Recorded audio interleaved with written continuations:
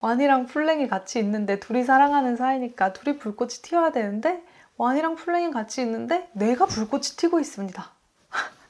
진짜 둘이 눈만 마주쳐도 제가 파치직해요. 안녕하세요 여러분. 오늘은 제가 어페어라는 시리즈에 대해서 이야기해보고 싶어서 이렇게 찾아왔는데요. 이 시리즈가 제가 처음에 줄거리만 듣고 딱 봐도 맛있겠다 싶어가지고 애타게 기다렸다가 1화부터 챙겨본 그런 시리즈인데요. 일단 줄거리를 대충 설명을 해보겠어요. 완이랑 풀랭이라는 두 사이좋은 친구가 있습니다. 완의 엄마는 풀랭네 집에서 가정부로 일하고 있고 완이랑 완 엄마는 풀랭네 집에서 같이 살고 있는 것 같아요. 제 생각에는. 이거 확실하지 않아요. 완이 하도 풀랭네 집에 붙어 살아가지고 같이 사는 것처럼 보이는 건지 완 엄마가 일 끝나면 이제 같이 집에 가는 걸 수도 있고 아니면 진짜 같이 사는 건지 모르겠는데 아무튼 같이 사는 정도로 그렇게 풀랭네 집에 붙어 살아요. 그렇게 엄청 많은 시간을 함께 보낼 정도로 완이랑 풀랭이 엄청 각별한, 어렸을 때부터 엄청 각별한 친구인데 둘이 그렇게 사이가 좋아가지고 내 눈에는 그게 도저히 친구로는 안 보이지만 둘이 그래도 자기들이 친구라고 하니까 그냥 친구라고 해줍시다. 풀랭이 완한테 남자친구 사귀는 거를 도와주는가 하면은 그 남자랑 연락을 한다거나 뭐 같이 있는 걸 보면은 질투를 하는 것 같기도 하고 아무튼 이렇게 친구인 듯 아닌 듯 둘이 되게 묘한 관계를 지속을 하는데요. 그러던 어느 날 풀랭네 아버지 회사가 망해버려요. 그리고 아버지랑 어머니가 하루아침에 둘 다 돌아가시고 풀랭한테는 이제 집도 돈도 가족도 아무것도 남지 않는 일이 일어납니다. 너무 순식간에 이렇게 하루아침에. 그래서 이제 반대의 처지가 돼가지고 풀랭이 완네 집에 얹혀 살게 되는데 완네 집도 이제 여유로운 집안이 아니다 보니까 완 부모님이 둘이서 풀랭 뒷바라지 하는 게 금전적으로 좀 부담스럽다 이렇게 얘기하는 거를 풀랭이 들어버려요. 풀랭도 이제 존심이 있지. 존심도 있고 미안하기도 하고 해가지고 집을 이제 그걸 듣고 나가버리는 거죠. 그리고 그 와중에 맨날 공부 못하고 성적 바닥이고 그러던 완이 사실은 공부를 엄청나게 잘하는 똑순이었다는 사실까지 알아버렸다. 완이 의사가 되고 싶다고 장래희망으로 의사를 계속 말을 했었는데 공부를 못해가지고 아마 못할 거야 이렇게 다들 생각을 했었어요. 근데 알고 보니까 의대에 가기에 충분하고도 남는 성적이었던 거예요. 그거를 알아버리고 풀랭이 안 그래도 힘든 때 이걸 알아버렸으니까 얼마나 배신감이 들었겠어. 그래서 완한테 추궁을 이렇게 했는데 완은 자기가 풀랭의 경쟁 상대가 되는 게 싫어가지고 그거를 숨겼다고 해요. 일부러 공부 못하는 척을 한 거예요. 아무튼 그렇게 새벽 4시에 자고 있는 완을 두고 풀랭이 편지 한 장을 남기고서 집을 나가버리는데 그러고 나서 이제 13년 동안 둘이 소식조차 전혀 뭐 하고 사는지 어디서 사는지 잘 살고 있는지 그런 거를 전혀 듣지 못하고 서로 완전 각자의 인생을 살아가요. 13년 후에 풀랭은 아직도 가난한 길거리 음악가이고 완은 의사가 되어 있습니다. 그러던 풀랭이 어느 날 독감에 걸려가지고 쓰러지게 되는데 병원에서 눈을 뜬 거예요. 쓰러졌다가 떠보니까 병원비 낼 돈이 없는 거예요. 그래서 입원해 있으라고 했는데 몰래 탈출을 해요. 그렇게 진짜 풀랭의 인생에 있어서 완전 삶이 궁지에 몰렸을 때, 바닥을 찍었을 때 그 병원에서 일하고 있는 완과 재회를 하게 됩니다. 13년 만에. 13년 만에 둘이 재회를 해서 어떤 일이 일어났을까요? 당연히 다시 사랑을 합니다. 근데 이게 진짜 맛있는 게 13년 후에 약간의 그 사이에 둘도 자기 삶을 살아오면서 성격이 많이 바뀌었을 거 아니에요. 13년 후에 약간의 뭐랄까 공수교대랄까요? 이 드라마는 근데 제가 좋아하는 게 다른 시리즈들은 보통 이런 공수랄까 팬부치랄까 그런 걸 나누는 게 확실한 편인데 이 드라마는 딱히 그렇지 않아요. 그런 걸 딱히 나눠 놓지 않았어요. 그래서 제가 여기서 말하는 공수교대란 오직 그 성격만을 말하는 거예요. 연애 뭐 그런 거랑 전혀 상관없이 그냥 성격, 인간관계에서 공수.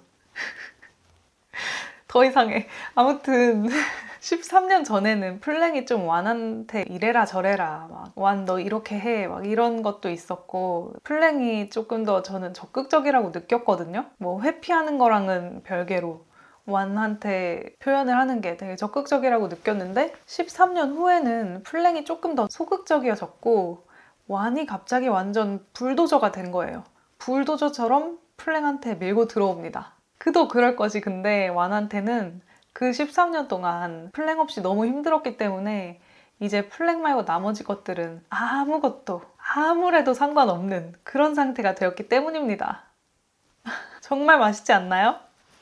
둘이 진짜 지독한 사랑인 게 13년 동안 못 봤는데도 사실 13년이 짧지 않잖아요. 엄청 긴 세월이잖아요. 그래서 13년 동안 못 봤으면 아무리 사랑하는 사이도 흐릿해지거나 좀 잊었을 수 있는데 그 사랑이 그대로를 넘어서 더 크게, 더 뜨겁게 불타오르고 있다는 것이.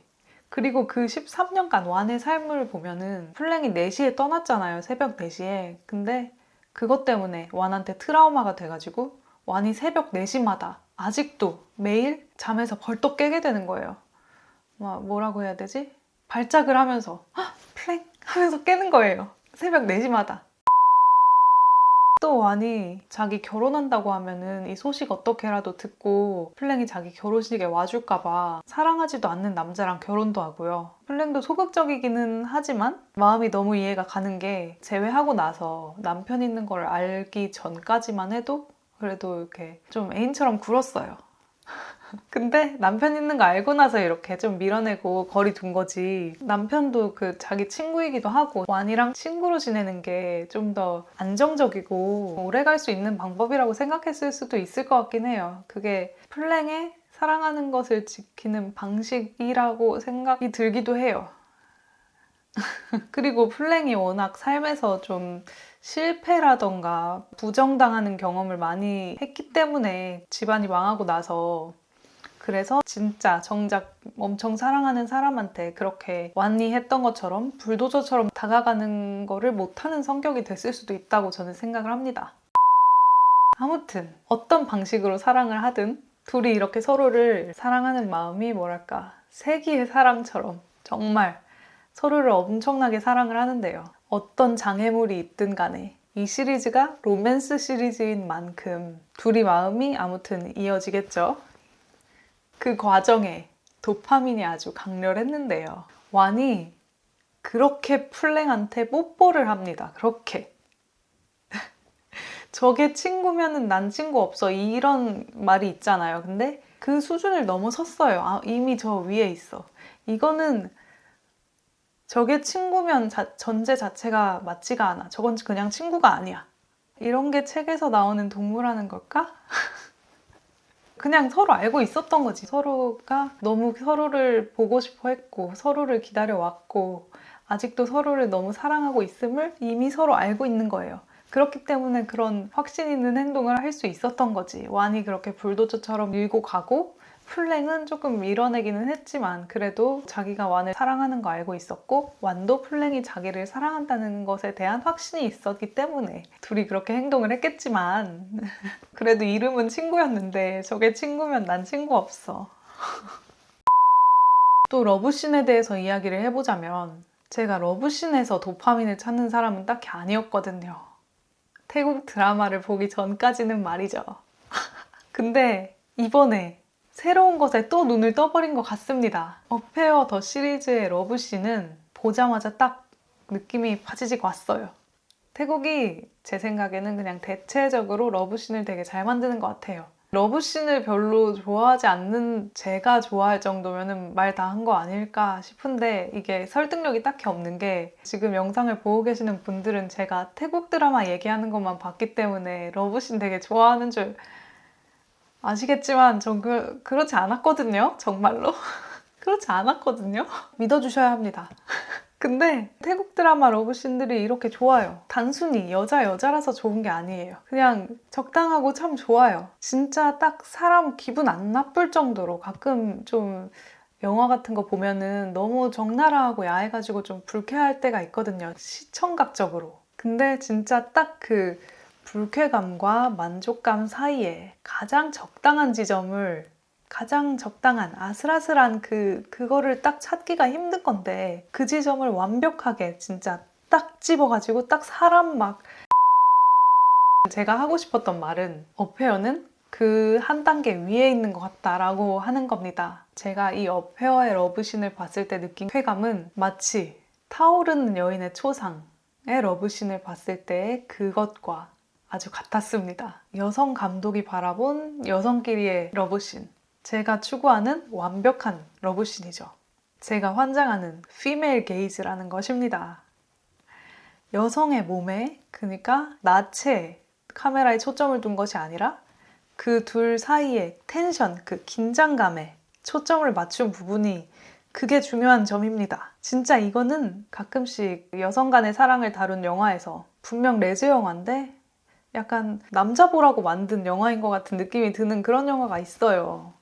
근데 이거는 이것뿐만 아니라 다른 태국 드라마들도 다 그래요.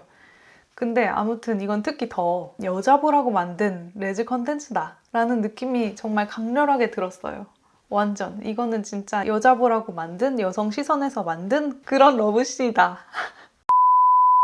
아무튼 그래서 제가 지금 어떤 지경이냐면요. 완이랑 플랭이 같이 있으면은 둘이서 불꽃이 튀어야 되잖아요. 완이랑 플랭이 같이 있는데 둘이 사랑하는 사이니까 둘이 불꽃이 튀어야 되는데 완이랑 플랭이 같이 있는데 내가 불꽃이 튀고 있습니다. 진짜 둘이 눈만 마주쳐도 제가 파치직해요. 제 생각엔 그 이유 중에 하나가 완이 애정신에서 손을 되게 잘 쓰는 것 같아요. 입만 맞추는 것이 아니라 손의 위치도 되게 중요하다고 생각하거든요. 손의 움직임이라던가 그런 것이 되게 중요하다고 생각하는데 룽미 배우님이 그거를 손을 되게 적절한 위치에 되게 보는 사람으로 하여금 만족감을 줄 만한 이거 뭐라고 말해야 안 변태 같을까? 아무튼 되게 손을 잘 쓰십니다. 거기에 더해서 소냐 배우님도 그걸 되게 잘 받아주시고요. 그 둘이서 연기합이 되게 좋다.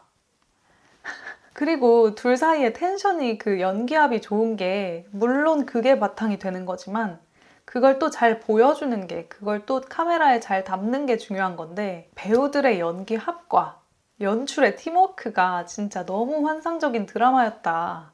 진짜 연출이 미쳤어요. 연출이 이걸 뭐라고 말해야 될까? 모든 그 카메라의 각도, 카메라의 무빙, 그 조명, 모든 온도, 습도 뭔지 알죠? 그 모든 것이 되게 적절해요. 어떻게 이렇게 적절하지? 러브신의 영혼을 쏟아부은 것 같은 느낌? 감독님 더 해주세요. 감독님 차기작도 함께 해주세요. 입니다. 그리고 합하니까 또 생각나는 건데 배우들의 연기합만이 아니라 외모합도 난리가 납니다. 룽미랑 소냐가 둘이 99년생으로 동갑내기인데 둘 다 키가 170이에요. 근데 키가 둘 다 170이라고 똑같은 170이 아닙니다. 룽미 배우님이 어깨가 아주 이렇게 떡 벌어졌어요. 진짜 어깨가 진짜 예뻐요. 수영을 하셨다고 들었는데 그런 영향일까요? 그리고 그 어깨가 예뻐서 그런지 오프숄더 옷을 되게 자주 입으셔요. 근데 그거 나올 때마다 제가 또 여자가 되어서 그 어깨만 보고요. 숨 훅 참고 헉 이러고서 어깨만 보고요. 소냐는 룽미한테 폭 안길 것 같이 이렇게 가녀린 스타일의 몸을 가지고 있습니다. 그래서 그 둘이서 서 있는 것만 봐도 그냥 외모 합만으로도 너무 잘 어울려요. 그냥 진짜 모든 합이 잘 맞는 그런 드라마예요. 어페어 더 시리즈는. 그리고 또 하나의 합, 목소리 합도 진짜 너무 좋아요. 어페어 더 시리즈의 OST가 있잖아요. 이 OST도 그 주연 배우 둘이서 같이 부른 건데 한 명은 목소리가 낮고 부드러운 목소리고 한 명은 목소리가 높고 약간 허스키예요. 근데 그게 OST를 같이 부를 때 같이 이렇게 들으면은 너무 합이 좋아가지고 너무 감미롭고 진짜 사실 저는 이 둘한테 드라마 보다가 빠진 게 아니라 이 OST 부르는 영상을 어디서 유튜브에 많이 뜨거든요. 어느 날 어떤 영상에 하나에 딱 꽂혀가지고 그날따라 그게 너무 막 둘이 너무 예쁘고 그냥 진짜 그날따라 그게 너무 좋더라고요. 그래서 그날 그 영상을 보고 결정적으로 사랑에 빠졌다. 그래서 이 드라마를 보시려면은 이 OST도 꼭 들으셔야 되고요. 이렇게 모든 합이 다 너무 좋은 완벽한 밸런스의 드라마이다. 아무튼 제가 오늘 어페어 더 시리즈에 대해서 이렇게 짧은 찬양을 해봤는데요. 제가 너무 재밌게 보고 있습니다. 아직 한 회가 남은 시점인데 이 시리즈에 단 한 가지 아쉬운 점이 있다면은 시리즈가 너무 짧다는 거예요. 저는 개인적으로 이 시리즈 13년 후 그 시점부터 뭔가 불붙은 듯이 흥미로워졌거든요. 근데 막 흥미로워져가지고 막 난리 났다 하고서 정신 차려보니까 2화밖에 안 남은 거예요. 그게 너무 안타까웠다. 저는 아직 그 리액션 영상이라던가 다른 것들은 많이 안 본 상태인데 8화까지 다 보고 나면은 이제 그런 것도 챙겨보려고 생각하고 있습니다. 그래서 제 이야기가 재밌으셨던 분들은 다 같이 저와 함께 어페어 더 시리즈 챙겨보시고 제가 꼭 하고 싶은 말은 이 시리즈는 안 보시면 레즈 인생의 손해라고 말할 수 있을 정도로 정말 좋다. 이 시리즈 안 보시면은 손해입니다. 여러모로. 정말 지독한 사랑 얘기를 좋아하신다면 꼭 보셔야 돼요. 진짜 지독해요. 이렇게 지독한 사랑 얘기가 없어요. 스토리도 너무 좋고 연출도 너무 좋고 연기도 좋고 다 좋아. 이렇게 다 좋은 그런 게 별로 없는데 아니 별로 없진 않아요. 사실 모든 태국 드라마가 다 좋아요. 어떻게 이렇게 밸런스가 잘 잡혔나 싶을 정도로 다 좋은데 이거는 좀 유독 좋다. 이거 아무튼 꼭 보셔야 돼요. 이거는 진짜 손해예요. 안 보면 손해. 여러분. 아무튼 어페어 더 시리즈에 대한 여러분들의 생각도 궁금하니까 이번에도 댓글로 또 많이 의견 남겨주시고 댓글 남겨주시면서 구독과 좋아요도 한 번씩만 부탁드립니다. 그리고 또 하나 말씀드리고 싶은 거는 제가 라이브 방송을 한번 해보려고 하는데요. 제가 드라마를 실시간으로 보는 그런 리액션 영상을 보고 싶어 하시는 분들이 있는 것 같아가지고 다 같이 얘기 나누면서 보면 재밌을 것 같아가지고 라이브를 아마 평일이나 주말 저녁 시간 정도에 하게 될 것 같은데 한국 시간으로 라이브를 하게 되면 많이들 들어와 주시고 같이 다양한 시리즈들 보면서 이야기 많이 나눴으면 좋겠습니다. 그럼 이만 다음 영상에서 봐요. 안녕.